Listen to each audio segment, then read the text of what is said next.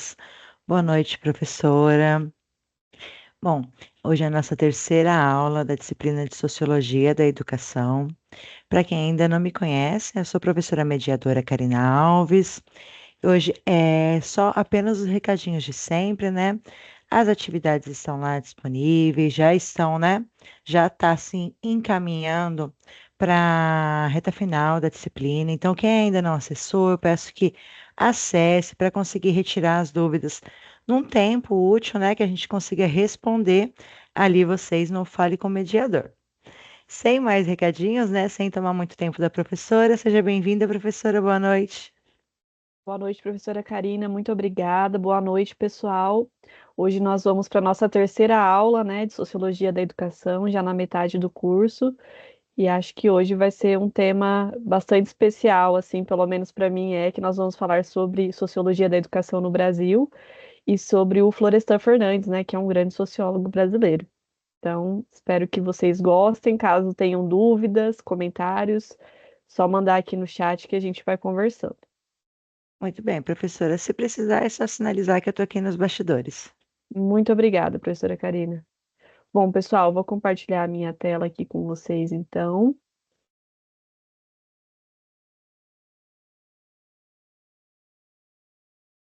Professora Karina, tá compartilhando certinho os Sim, slides? Ah, perfeito. Deixa eu ver se eu consigo passar aqui. Então, vamos lá, né, pessoal? Hoje é a nossa terceira aula sobre sociologia da educação, especificamente no Brasil. É, Nas outras aulas, né, nós falamos um pouco sobre o pensamento educacional do Pierre Bourdieu, que é um autor bastante abordado no livro de vocês, da disciplina de Sociologia da Educação, porque realmente ele é um dos pensadores centrais, né, dessa área do conhecimento ao longo do século XX. Claro que existem outras formas, né, de pensar a educação, mas ele trouxe uma contribuição fundamental, né? Por isso que nós nos aprofundamos nos conceitos, né, e na interpretação do Bourdieu na primeira aula.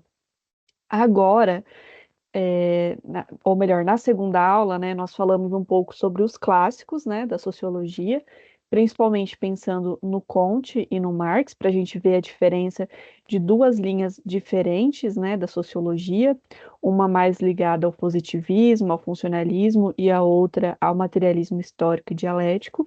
E hoje nós vamos ver a sociologia da educação no Brasil com foco no pensamento do Florestan Fernandes, e eu acho que vai ser interessante justamente porque o Florestan ele traz as contribuições dos autores clássicos também. Então a gente vai conseguir identificar o pensamento do Durkheim, do Weber e do Marx também na obra do Florestan. Então, o Florestan, né, é um dos mais importantes sociólogos brasileiros do século XX, né? Ele se debruçou, né, sobre os dilemas educacionais do Brasil. Nasceu ali em 1920 e faleceu no final do século, né, em 95. O Florestan, assim como o Pierre Bourdieu, ele também tem uma origem popular. Ele trabalhou desde a infância, né, trabalhava na rua como engraxate, trabalhou como garçom. Então ele teve um caminho de vida bastante semelhante ao do Pierre Bourdieu, né, que saiu do interior da França, foi para a capital, para Paris, teve uma ascensão de classe social por meio da educação, né, por meio da universidade. E o Florestan Fernandes, até por conta disso, ele sempre esteve muito preocupado não só com a formação acadêmica, né, da população brasileira, de uma formação educacional formal, oficial, né, que acontece nas escolas e nas universidades, mas também de uma formação humana, né? Esse era um dos principais desafios para ele na educação brasileira. Então, ele se preocupava, né, com essa formação integral do ser humano, né? Então, é a educação do ser humano como um todo, né? Da educação para a vida, para a cidadania, a educação para a reflexão crítica sobre a sociedade e não apenas uma educação escolar. Então, ele valoriza a educação em todas as suas reflexões, né? Sobre a sociedade brasileira, sobre as formas de transformação social por meio de reformas e de revoluções, Em todas essas reflexões, a educação sempre tem um papel importante. E outra coisa muito importante, né, outro elemento muito importante do Florestan Fernandes é que ele sempre teve um compromisso político com a sua origem e com as classes populares, né? Apesar de ele ter é, passado, né, por uma mobilidade social por meio da educação, né, alcançado postos da universidade pública, que eram bastante valorizados, né, naquela época, na segunda metade do século XX, ainda assim ele manteve esse compromisso, que é um compromisso muito semelhante com o que o Paulo Freire tem com a educação também, né, de que a educação ela não é neutra. Quando nós estamos na escola, né, nós não aprendemos apenas o conteúdo, né, científico, mas nós aprendemos a forma como nós vivemos, né, aquilo que nós questionamos, aquilo que nós silenciamos, e tudo isso carrega um compromisso político, né? E é nesse sentido que o Florestan Fernandes, ele foi considerado sempre um intelectual, né? Ou seja, é muito mais do que um acadêmico, é muito mais do que alguém que se dedicou, né, a estudar as obras filosóficas, sociológicas, de uma forma acadêmica, mas sim que estudou essas obras pensando na realidade brasileira e com um compromisso de transformação popular, né, com um compromisso de transformação para aquelas pessoas que não tinham acesso a uma vida digna, né? E é por isso que ele carrega esse título de intelectual, né, que é muito diferente de dizer que é um acadêmico apenas. E também ele é considerado, né, dentro da sociologia, como um intelectual orgânico da classe trabalhadora, né, das classes populares. O que que isso significa, né? Esse é um conceito gramsciano, do filósofo Antônio Gramsci, que diferencia, né, os intelectuais tradicionais dos intelectuais orgânicos, né? Para o Gramsci, intelectual tradicional é o intelectual, aqueles que não estão diretamente relacionados a uma classe social, né, visivelmente, assim. Então, os intelectuais ligados à Igreja Católica na Idade Média, né, os filósofos do Renascimento, esses são intelectuais tradicionais, né, no termo gramsciano. E um intelectual orgânico seria aquele que faz parte de uma classe social, né, seja das classes populares ou das classes dominantes, e que assume um compromisso de acordo com essas classes, né? Então, o intelectual orgânico, nesse caso aqui, é da classe popular, né? Em oposição a outros intelectuais que são das classes dominantes e assumem esse compromisso também. Então, essa denominação, mais uma vez, ela reforça essa ideia de compromisso coletivo que o Florestan Fernandes traz, né?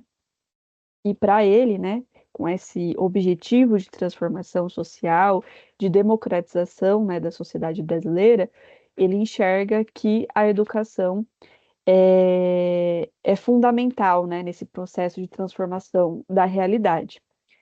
E aí, o que que é interessante, né? Aqui nós estamos falando abertamente, né, da relação de um intelectual, de um acadêmico, com a transformação social, né? E hoje em dia, principalmente nos últimos 15 anos, mais ou menos, se tornou um pouco, é, por conta da polarização política, né? Se tornou até um pouco polêmico. Deixa eu só tomar uma aguinha, pessoal. Se tornou até um pouco polêmico falar sobre essa relação, né? Da posição política e de um pesquisador, né? Então, por conta de todo o nosso contexto, né, social, cultural, isso às vezes soa problemático, soa polêmico, né?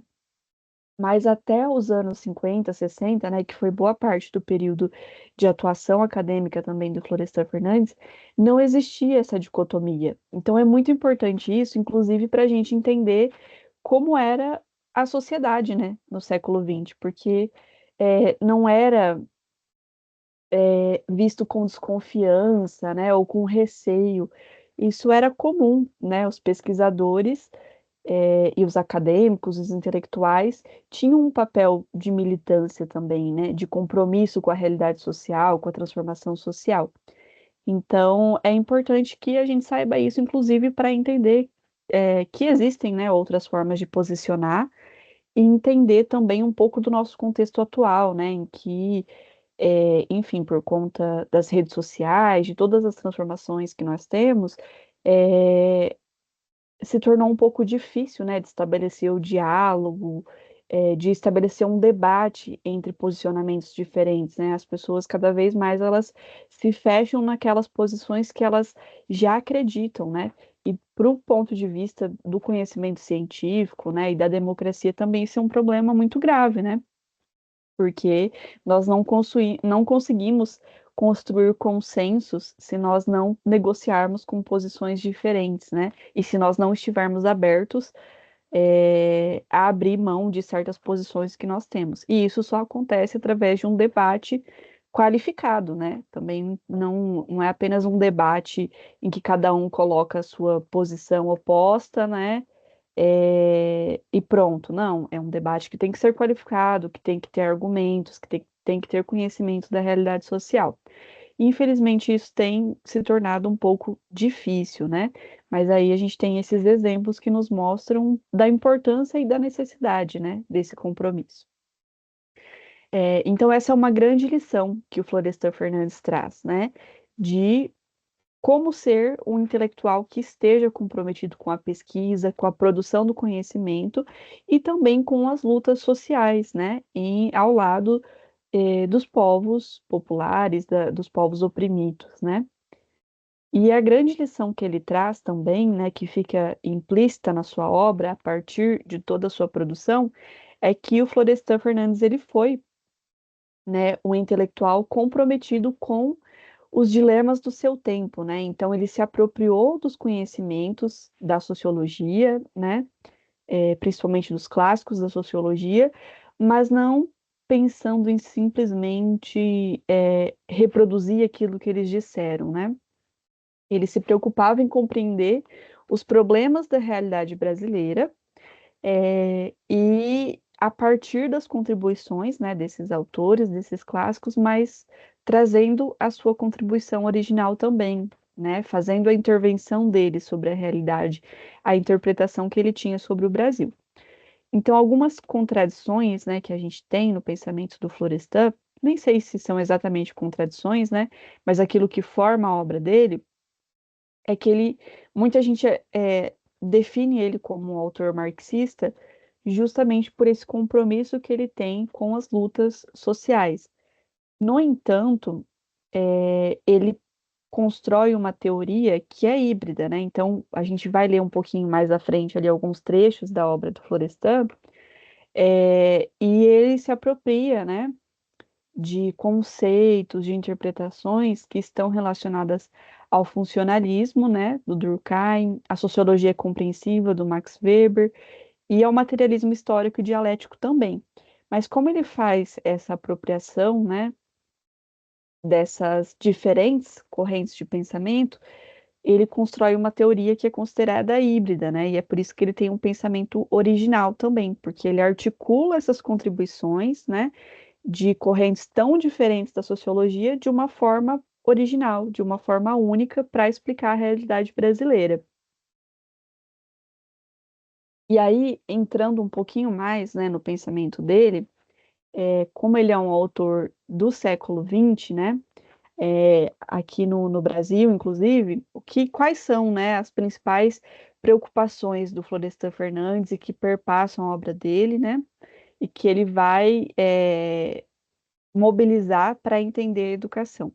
Ele está preocupado com o que outros autores também estão preocupados naquele momento, né, que é o processo de modernização, né? Então, o Brasil ele deixou de ser um país escravagista no final do século XIX, 1888, né? O início da República, 1889. Então, é tudo muito recente, né? Tudo ali no surgimento do século XX, né? Que aí vai passar por um processo de desenvolvimento das cidades, né? De urbanização. de industrialização também, né, que a gente chama aqui no Brasil de uma industrialização que surgiu pela substituição de importação, né? Então, muitos produtos de consumo, bens de consumo que eram importados começaram a ser produzidos aqui no Brasil, e aí começa esse processo de industrialização no começo do século XX, e também se pensa, né, com o surgimento da República, um processo de democratização da sociedade. E pensando, né, em uma sociedade que se pretende, né, ser, que se insere, né, no circuito capitalista, né, aí já não mais uma sociedade que é escravagista, mas que tem a livre circulação, né, de mercadorias, de pessoas, de trabalho, e que se organiza através do capital, né, então é uma sociedade que busca a racionalização, ou seja, funcionar cada vez de forma mais racionalizada, para atingir determinados fins, né, que são os fins de desenvolvimento.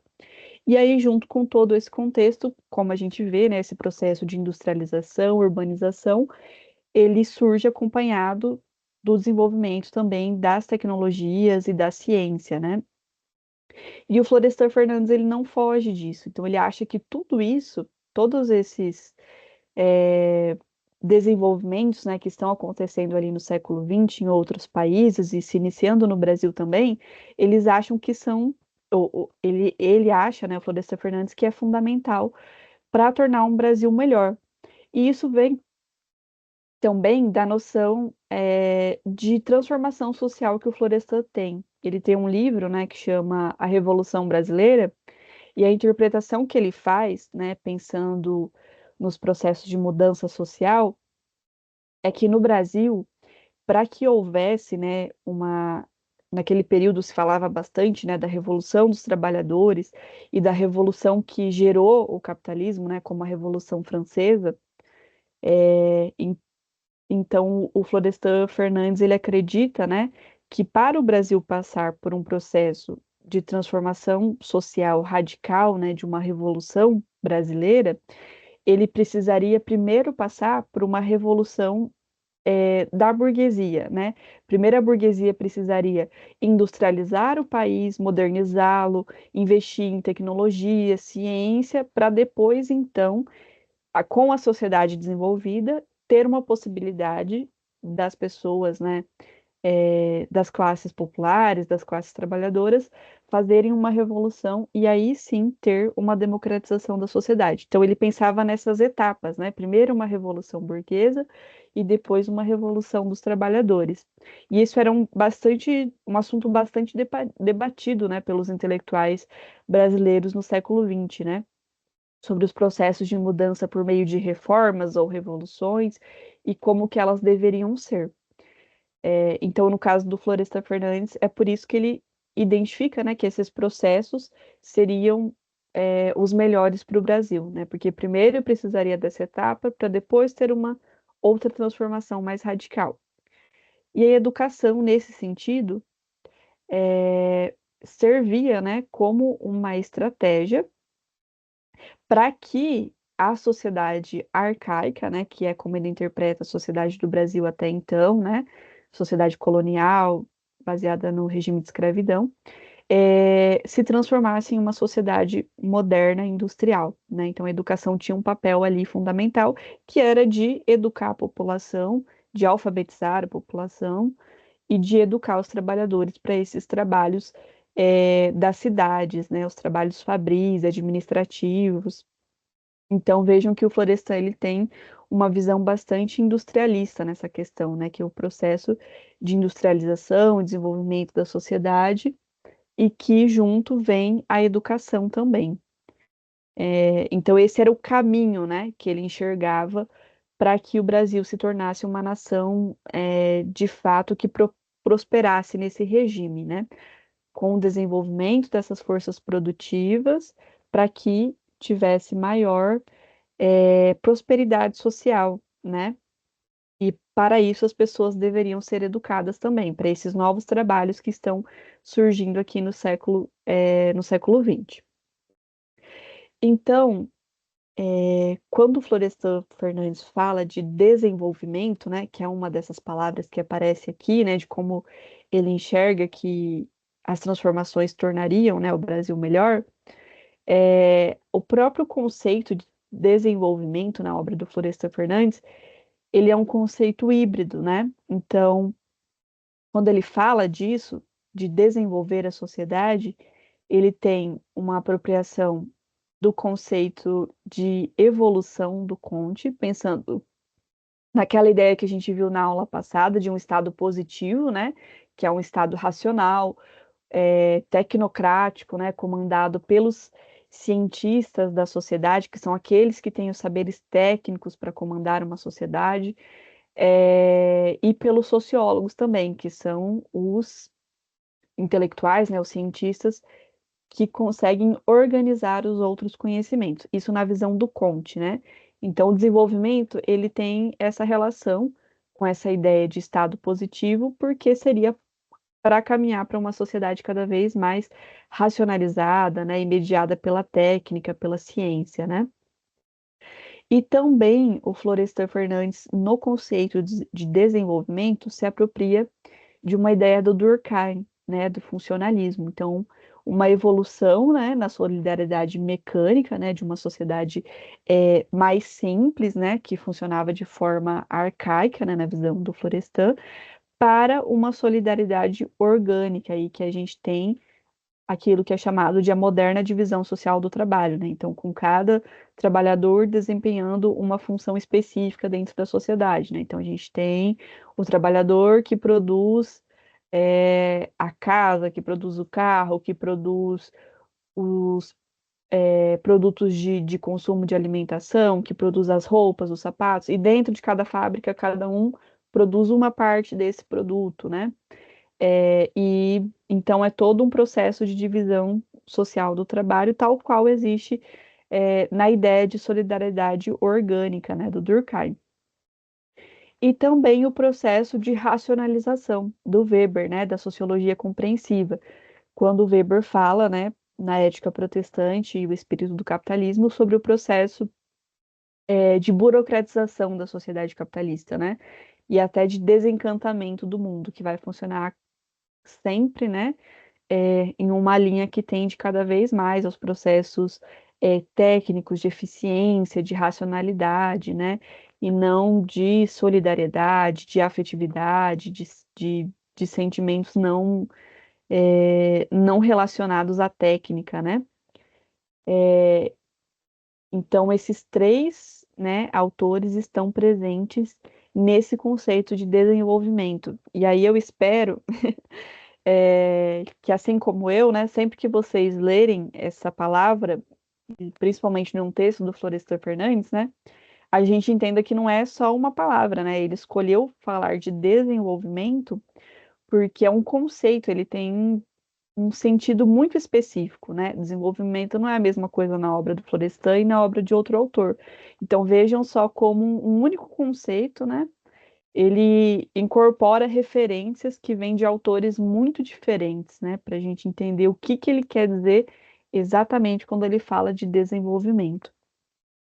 E aí, tendo essa noção, né, do que é desenvolvimento, a gente entende que o Florestan falava que primeiro, né, era necessário, a partir dessa interpretação que ele tem, de desenvolver o capitalismo, né, então, de que a burguesia faça a sua revolução, né, e desenvolva o capitalismo em todas as suas forças produtivas, para que depois pudesse sim democratizar a sociedade e promover outras mudanças sociais. E aí, nessa ideia, né, de desenvolvimento, ele vai dizer que a educação é uma estratégia, né, para esse processo de educar os trabalhadores, a população como um todo, para se adequar a essa nova sociedade, mas também é uma estratégia para a democracia, né? Então, Florestan Fernandes enxergava esse potencial de transformação que tinha na educação, né? Não só de adequação à formação para o trabalho, mas na ideia de transformar o ser humano a partir da educação, né? Então, ele entende nesse sentido, a ideologia em um conceito que é gramsciano também, de visão de mundo, né? Então, cada pessoa, cada classe social, cada grupo social tem uma ideologia, né, que é uma visão de mundo, como cada grupo enxerga o mundo, e quais são as possibilidades de libertação e emancipação humana, né, a partir dessa visão de mundo. E aí a reflexão, né, que eu trago para a gente pensar aqui juntos, quem quiser responder pelo chat, enviar a sua contribuição, né, a gente pode pensar em que contexto, né, ou em que medida a educação ela pode, né, realmente contribuir para que as desigualdades sejam superadas, né? Será que ela contribui? E será que sozinha a educação é capaz de transformar e superar as desigualdades sociais? Ou será que junto com a educação é necessário que tenham outras mudanças também? Então, pessoal, para a gente conhecer, né, um pouquinho adentrar, né, mais a fundo no pensamento do Florestan sobre educação, eu selecionei um livro dele, né, que chama Educação e Sociedade no Brasil. Deixa eu ver se eu coloquei. Ah, eu coloquei a capa dele aqui.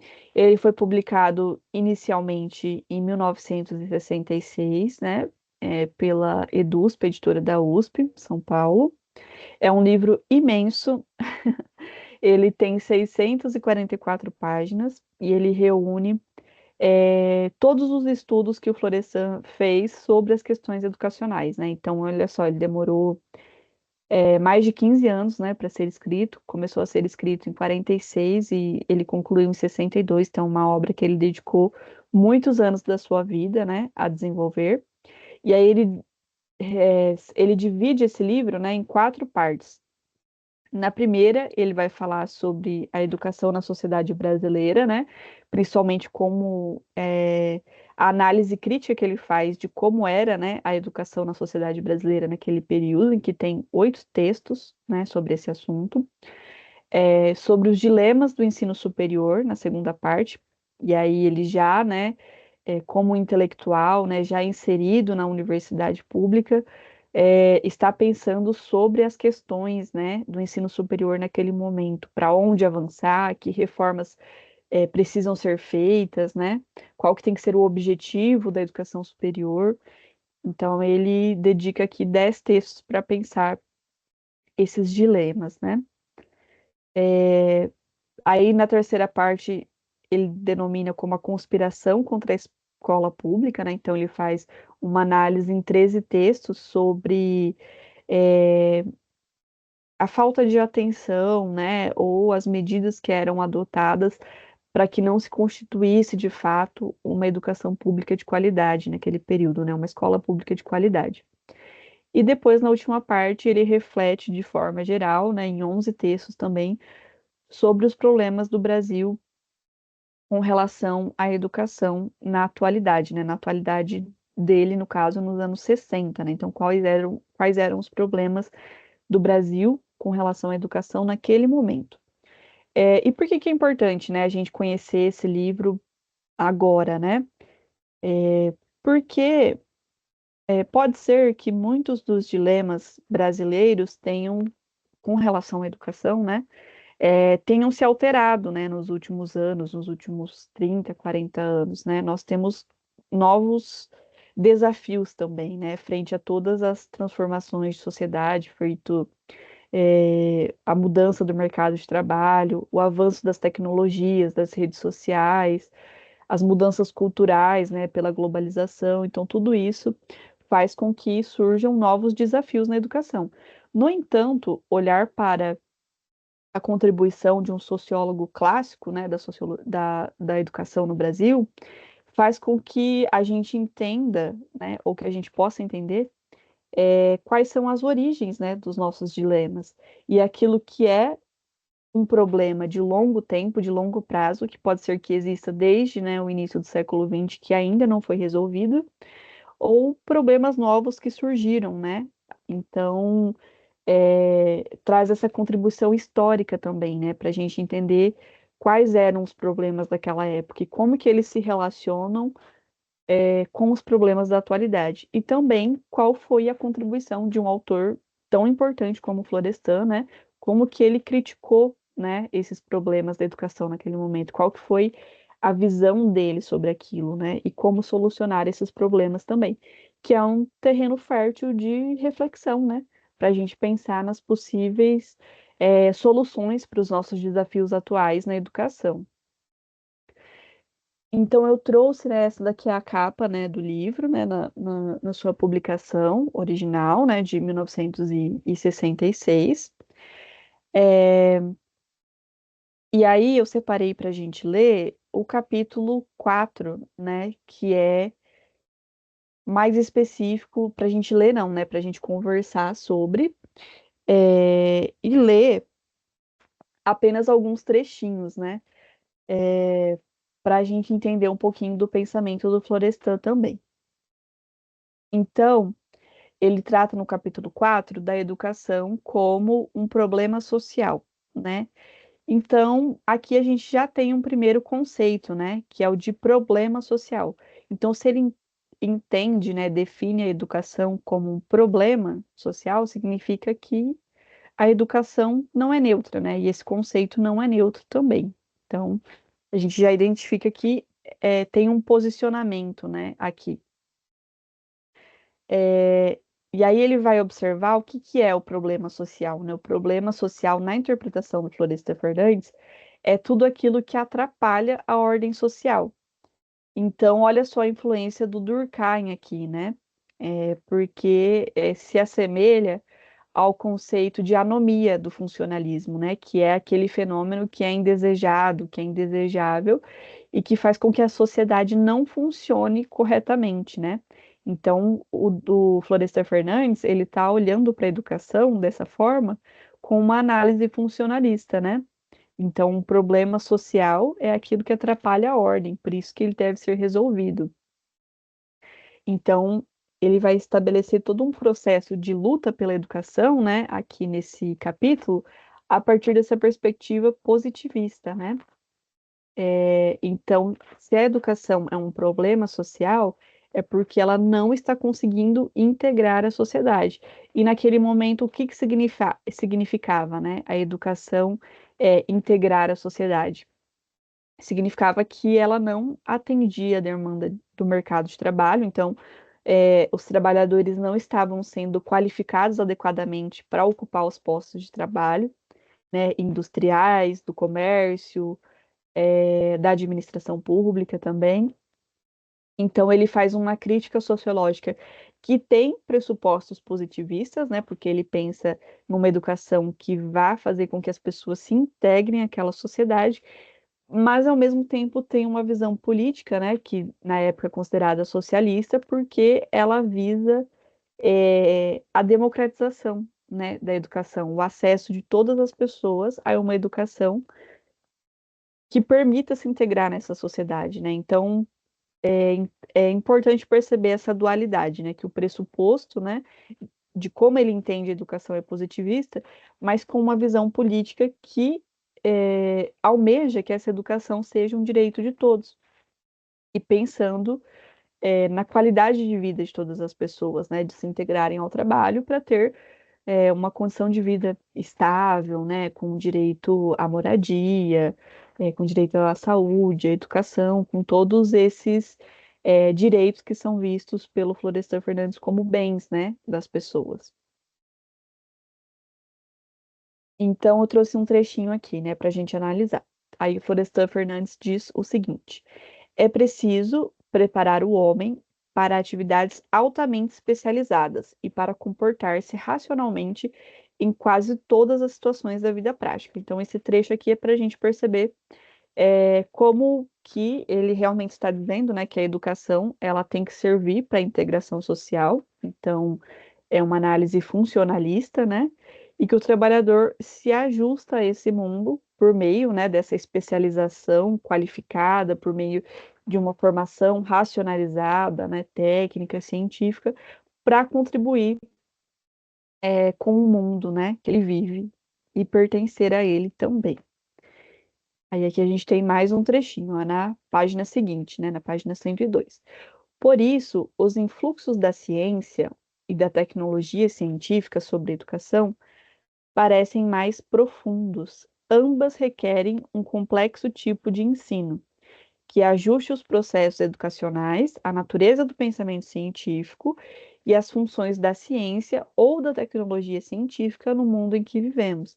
Então, essa parte aqui se assemelha também ao pensamento do Comte, né, desse avanço, né, de um estado teológico para um estado metafísico, e aí sim um estado positivista, né, em que ele valoriza, né, o pensamento científico ali da época do século XX, né, então ele acredita que a educação, por mais básica que ela seja, né, a educação de toda a população, de todos os trabalhadores, tem que estar adequada a esses propósitos da ciência e da tecnologia, né, deve incorporar a ciência e a tecnologia. E a ciência e tecnologia aliada ao mundo, né, real, ao mundo que as pessoas vivem e as necessidades científicas tecnológicas desse período. E aqui um outro trechinho, né, que ele diz o seguinte: está claro que todas essas condições só vêm sendo satisfeitas, em parte, nas sociedades que tendem para a civilização tecnológica e industrial moderna.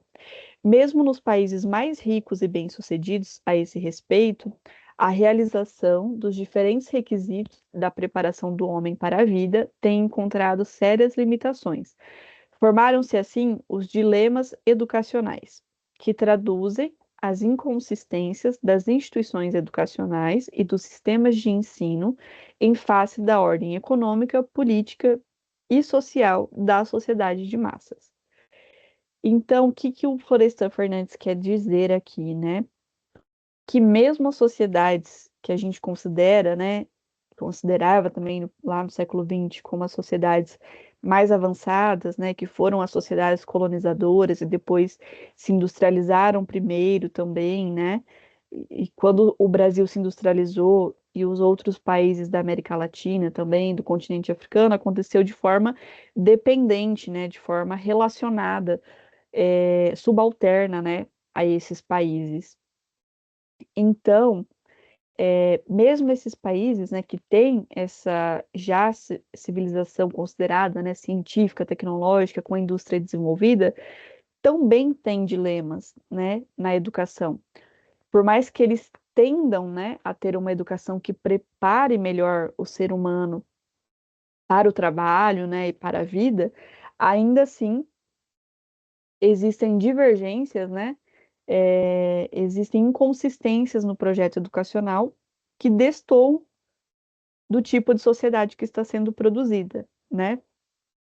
E aí ele está pensando aqui naqueles termos que nós falamos lá no início da aula, que é em termos de reforma ou revolução, que é uma forma de pensar bastante comum, né, desse período. Muitos autores, muitos sociólogos e economistas brasileiros desse período pensam nas transformações sociais a partir desses dois motes, né, desses dois pontos de vista, ou da reforma, né, das transformações graduais, né, sem rupturas por meio do Estado, ou então nas transformações revolucionárias, que são transformações que fazem de fato uma ruptura social, né, um processo radical. Radical no sentido não de extremismo, né? É radical no sentido de que de raízes, né? De que muda as raízes de como se organiza aquela sociedade. E aí ele entende, né? As forças sociais de forma construtiva, né? Que é necessário haver essa integração, né? Dessas instituições educacionais com essas tendências de mudança sociocultural. Então, os educadores, né, as pessoas responsáveis pelas políticas educacionais, têm que se atentar a como os projetos de educação se adequam, né, a essas mudanças socioculturais. E aí tem mais um trechinho, né, para a gente fechar, né, essa contribuição do Florestan Fernandes.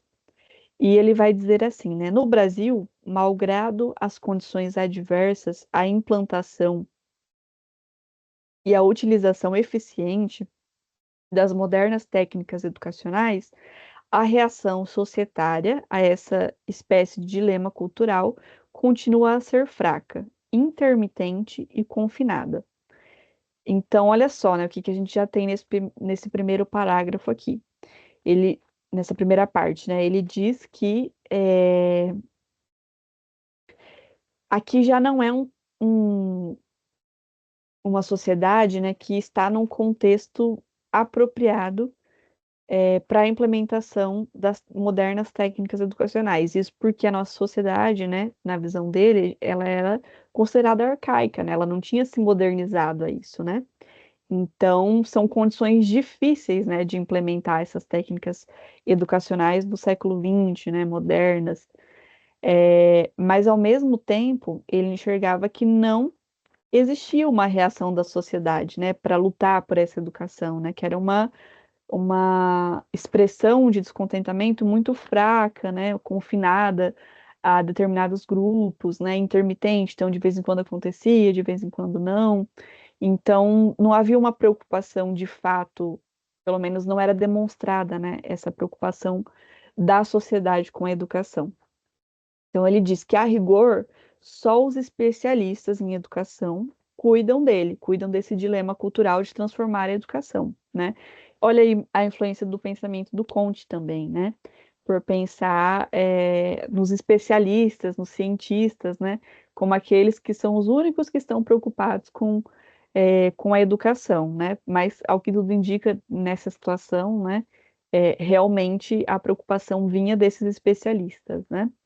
E na maioria das vezes de modo assistemático, né? Sem um intuito prático definido, com moderada ou nula ressonância nos demais círculos sociais. Então, mesmo os especialistas não tinham um projeto de transformação da educação, né? Com objetivo prático, né? Do que vai ser ensinado, de como vai ser ensinado, como que a gente vai organizar o sistema educacional ao longo do país todo, né? E essas discussões também não chegavam aos outros círculos sociais, né? Das outras pessoas interessadas, né? Dos trabalhadores, dos industriais, dos administradores, né?